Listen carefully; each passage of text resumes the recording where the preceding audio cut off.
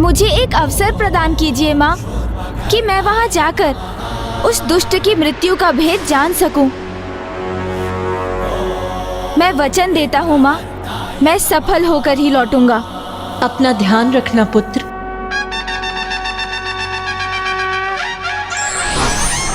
स्मरण रखना देवताओं, मेरे इस स्थान में आने के द्वार सदैव खुले हैं, किंतु यहाँ से प्रस्थान करने का मार्ग एक ऐसा संकटमयी जाल है जिसे भेद कर यहाँ से निकलना असंभव है।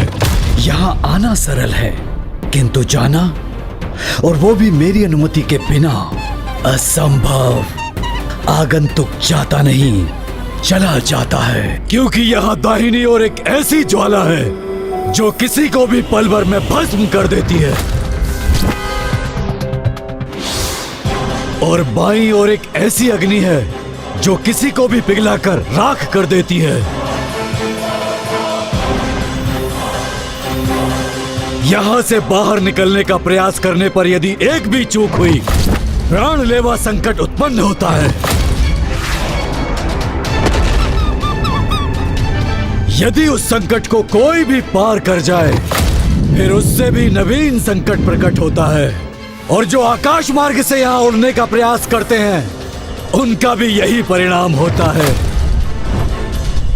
अग्नि की लपटें उठकर उन्हें भस्म कर देती हैं। इसीलिए यहाँ आना सरल है, किंतु यहाँ से सुरक्षित जाना असंभव।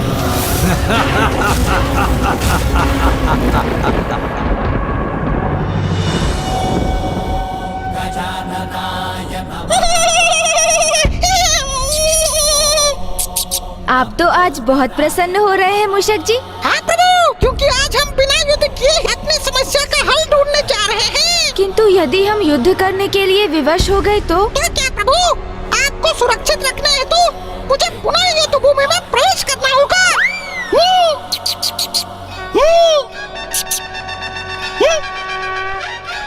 यहाँ का प्रवेश द्वार तो खुला है और यहाँ कोई द्वारपाल भी नहीं। ये कैसी मूर्खता है इस असुर की? शत्रु को मूर्ख समझने वाला बहुत बड़ी मूर्खता करता है मूषक जी। आप मुझे मूर्ख पुकार रहे हैं प्रभु? कि खुला द्वार कोई मूर्खता नहीं, अन्य कोई दुष्ट बुद्धि ऐसी मूर्खता नहीं कर सकता। मुझे तो ये उस दुष्ट का षड्यंत्र प्रतीत हो रहा है मूषक जी। षड्यंत्र प्रभु, अर्थात संकट। हाँ मूषक जी, किंतु भयभीत मत होइए आप, क्योंकि भयभीत होना तो पराजय के द्वार खोलता है, और हम यहाँ पर पराजित होने नहीं आए हैं। चलिए अब भीतर चलना होगा।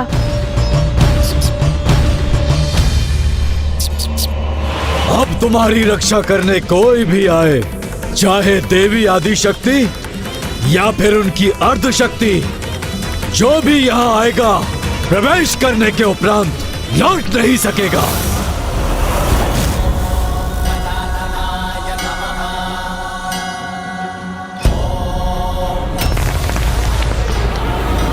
मुझे ऐसा आभास क्यों हो रहा है जैसे मेरे पीछे कुछ हो रहा हो।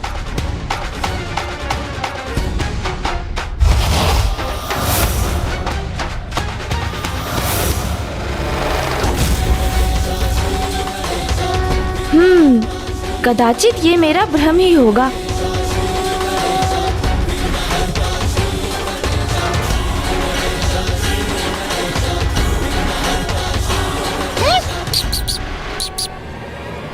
बाहर निकलो अरुणासुर। मैं पार्वती नंदन श्री गणेश तुम्हें युद्ध के लिए चुनौती देता हूँ। आओ बाहर निकलो, युद्ध करो मुझसे। प्रभु ये क्या वास्तव में हम यहाँ युद्ध लड़ने ही आए हैं? प्रभु आपने तो कहा था यहाँ शक्ति नहीं युक्ति का प्रयोग करेंगे हम, फिर आप इस असुर को युद्ध की चुनौती क्यों दे रहे हैं प्रभु? चिंता मत कीजिए मूषक जी, बस आप तो देखते जाइए। यदि है इतना सामर्थ्य तो युद्ध करो मुझसे, प्रदर्शन करो अपने सामर्थ्य का। बाहर आओ।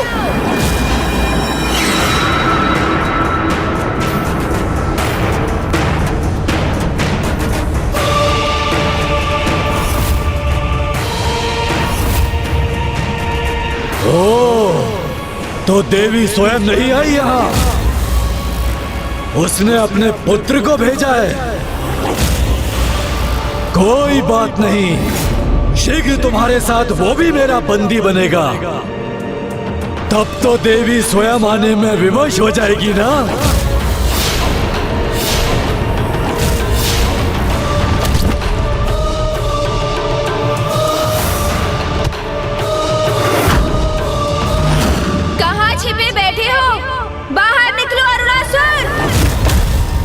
इतने ऊंचे स्वर में पुकारने का क्या लाभ?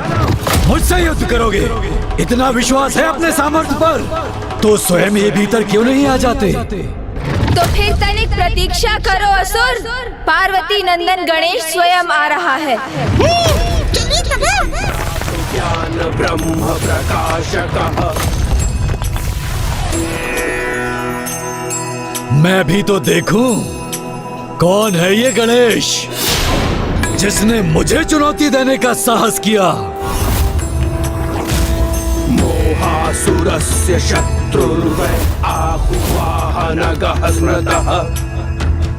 ॐ गजानन। यदि तुम विशाल हो तो मैं अति विशाल हूँ।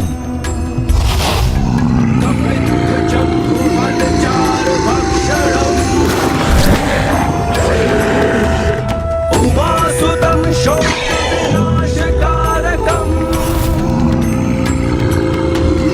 नमामि विघ्नेश्वर पादपङ्कजम्।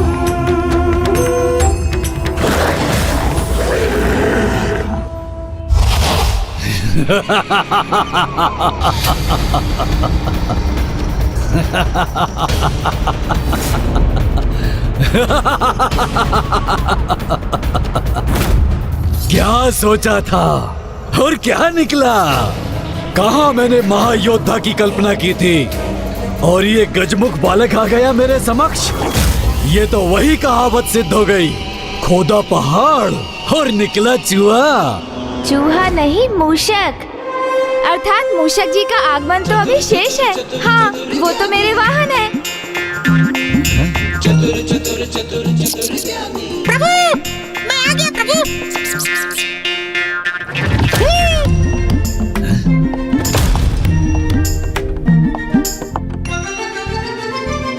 तुम्हारा तो आरंभ होते ही अंत हो जाता है। तुम्हारी माता को तनिक भी दया नहीं आई तुम्हारे ऊपर।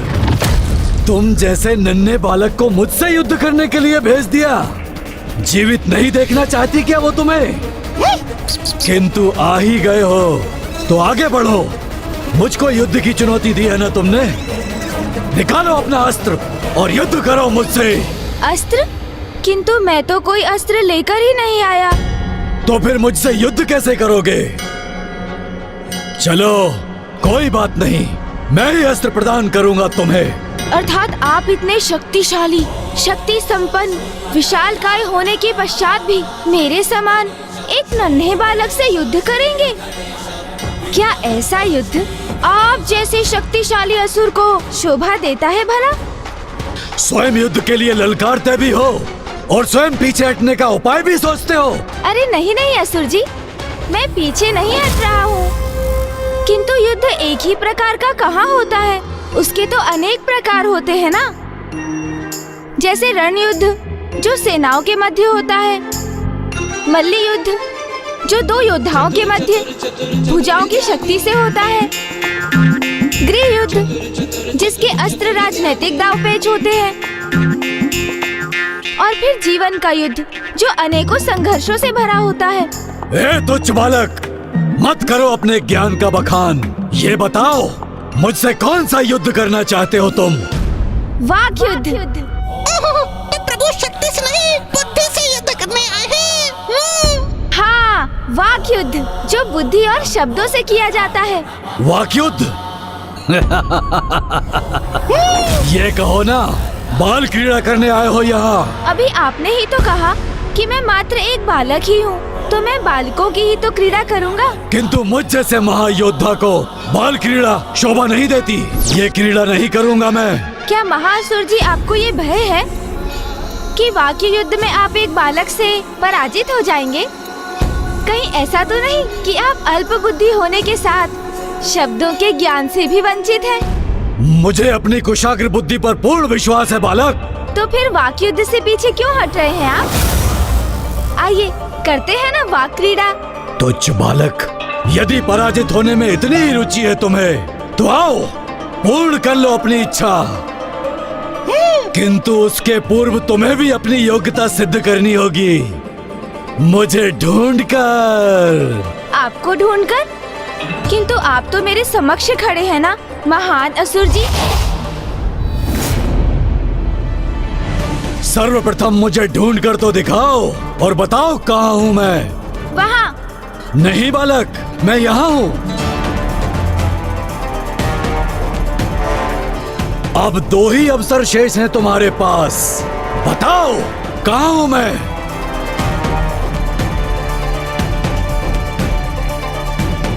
वहाँ। वहाँ नहीं, यहाँ हूँ मैं गजमुख बालक। चलो अब तुम्हारा ये अंतिम अवसर है, बताओ कहाँ हूँ मैं।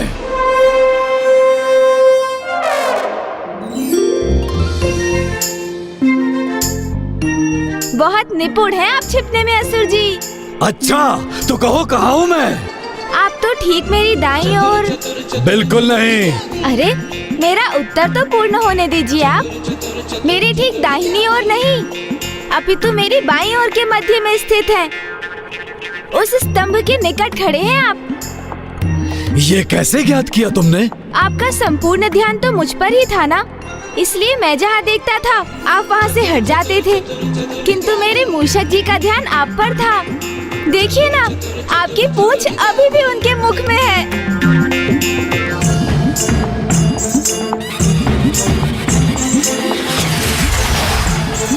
चतुर गणेशा। कदाचित आप भूल गए महान असुर जी कि मूषक सूंघकर किसी भी वस्तु को ढूंढ निकालने में बहुत निपुण होते हैं। मूषक की सहायता लेने का लाभ तो हुआ है तुम्हें, किंतु मैं अब तुम्हें तुम्हारी क्रीड़ा में पराजित करूंगा, और वो भी तुम्हारे तुच्छ देवताओं के समक्ष।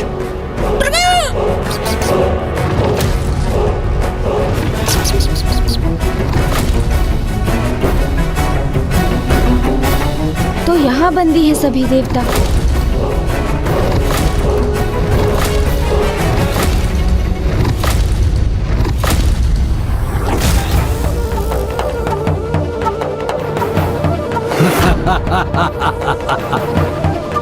मुझे ज्ञात नहीं गणेश जी यहाँ क्यों पधारे हैं।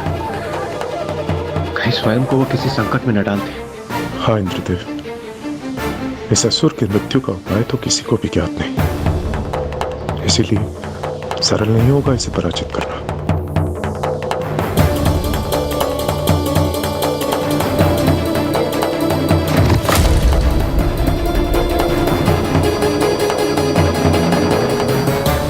मेरी राजसभा में मेरे अतिरिक्त किसी के लिए कोई आसन नहीं। आप चिंता मत कीजिए असुर जी, मैं अपना आसन अपने साथ लेकर चलता हूँ। कहाँ है इस तुच्छ बालक का आसन? मूषक जी। प्रभु,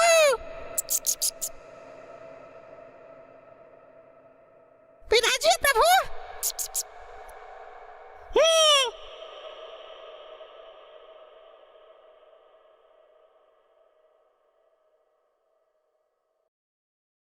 तुम्हारे साथ तो वाकयुद्ध बड़ा ही रोचक होगा, परंतु क्रीड़ा में आनंद तभी आएगा जब उसमें कुछ दांव पर लगा हो। किंतु यदि तुम्हारी पराजय हुई तो संपूर्ण जीवन मेरा वाहन बनकर तुम्हें रहना होगा, क्योंकि सुना है गज पर आरूढ़ होने पर तो बहुत ही आनंद आता है।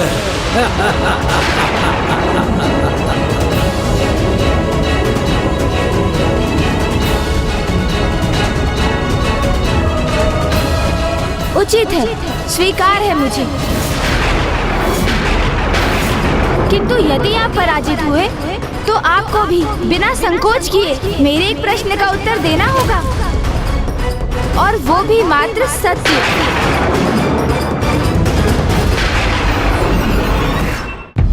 अरे अरे, आप तो पुनः संशय में चले गए। इतना विचलित मत होइए महान असुर जी, मैं आपसे अधिक कठिन प्रश्न नहीं पूछूंगा।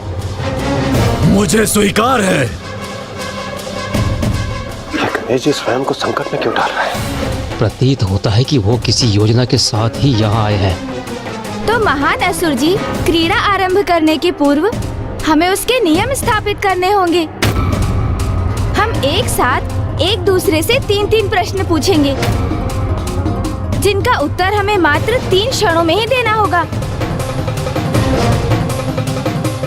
और जो उत्तर नहीं दे सकेगा वो पराजय स्वीकार करेगा। उचित है, किंतु मेरा भी एक नियम है, प्रश्न रोचक होने चाहिए। तो ये प्रश्न किस विषय पर होंगे, उसका चुनाव आप ही क्यों नहीं कर लेते असुर जी? हाँ? क्रीड़ा तुम्हारी है तो तुम ही विचार करो। मैं क्यों व्यर्थ में अपनी बुद्धि को कष्ट दूं? तो अब मुझे इसके समक्ष एक ऐसा विषय रखना होगा जिससे कि मैं युक्ति लगाकर इससे उस प्रश्न का उत्तर प्राप्त कर सकूं जो मुझे ज्ञात करना है। तो ठीक है, ज्ञान शास्त्र। अरे ज्ञान का नाम सुनते ही मुझे निद्रा का आभास होता है। फिर दर्शन शास्त्र। मेरा तो इतना ही दर्शन शास्त्र है कि मैं ही दर्शन हूँ और मैं ही शास्त्र हूँ। शेष सभी तुच्छ है, इसमें तो कोई प्रश्न ही नहीं उठता। बल। ये कैसा विषय है, जो मेरे मुख से निकल गया वही न्याय है। तो ठीक है, फिर राजनीति।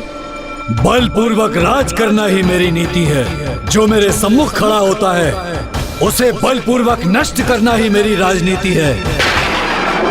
नहीं नहीं, इसमें भी कोई प्रश्न उत्तर का स्थान नहीं। प्रतीत होता है असुरों को तो एक ही शब्द भाता है, बल। हाँ, ये रुचिकर हो सकता है, क्योंकि वैसे भी शीघ्र ही सर्वस्त्र मेरे ही बल की चर्चा होगी। उचित है फिर असुर जी, हम वाक युद्ध की क्रीड़ा आरंभ करते हैं। अब मैं सर्वप्रथम आपसे 3 प्रश्न पूछूंगा और आप बिना रुके उन तीनों प्रश्नों का उत्तर देंगे। और फिर आप 3 प्रश्न पूछेंगे जिसका उत्तर मैं दूंगा। और हमारी ये क्रीड़ा इसी क्रम में आगे चलेगी जब तक कि कोई उत्तर देने में चूक नहीं करता। उचित है, उचित है। तो समय व्यर्थ मत करो और आरंभ करो अपनी क्रीड़ा।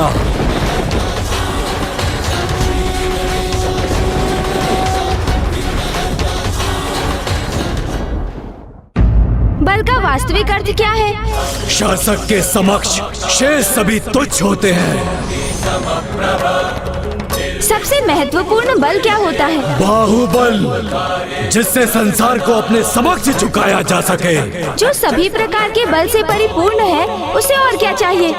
बल का प्रयोग कर बहुत कुछ प्राप्त करने की इच्छा, तभी वो अपने बल का उचित प्रयोग कर सकता है। आश्चर्य, इस असुर ने तो सभी प्रश्नों के उत्तर दे दिए। एक असुर अपनी असुरी बुद्धि से ऐसे ही अनर्थकारी उत्तर दे सकता है। अब मैं पूछूंगा, किंतु प्रश्न वही होंगे जो तुमने पूछे। उत्तर देने के पूर्व विलंब मत करना गजमुख बालक। बल का वास्तविक अर्थ क्या है? उद्धार। बल से किसी असहाय पीड़ित की सहायता और उद्धार न किया जाए तो वो बल व्यर्थ हो जाता है महान असुर जी। सबसे महत्वपूर्ण बल क्या है?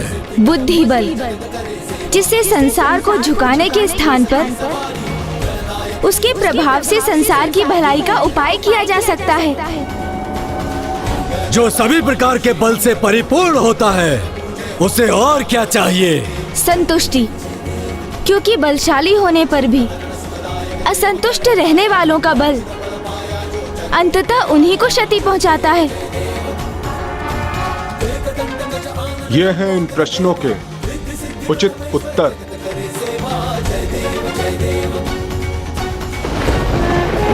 अब पुनः आपको मेरे प्रश्नों के उत्तर देने होंगे, किंतु सचेत रहिएगा। आपने उत्तर नहीं दिया अथवा अधिक समय लिया तो आप पराजित हो जाएंगे असुर जी। तुच्छ बालक, मुझे कोई पराजित नहीं कर सकता, इसीलिए पूछो अपने प्रश्न। तो बताइए मुझे, जिनमें बल का अभाव है वो क्या है? अरे क्या है? व्यर्थ है वो, निरर्थक है उनका जीवन। जो बलहीन है तो वो अपना जीवन सार्थक करने हेतु स्वयं को कैसे बलशाली बना सकते हैं? वरदान की शक्ति से। तो बताइए, आपको ब्रह्मदेव से क्या वरदान प्राप्त हुआ है?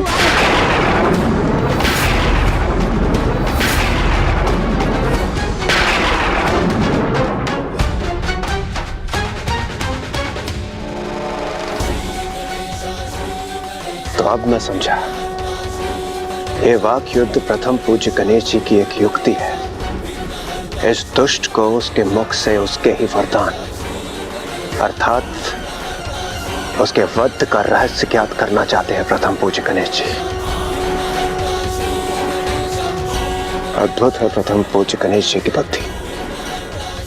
यदि यह दुष्ट उनके इस प्रश्न का उत्तर देता है तो वह स्वयं अपने ही मुख से अपने वध के रहस्य को उजागर करता है, और यदि प्रश्न का उत्तर नहीं देता है तो वह इस वाक युद्ध में पराजित होकर गणेश जी के एक प्रश्न का उत्तर देने के लिए बाध्य होगा।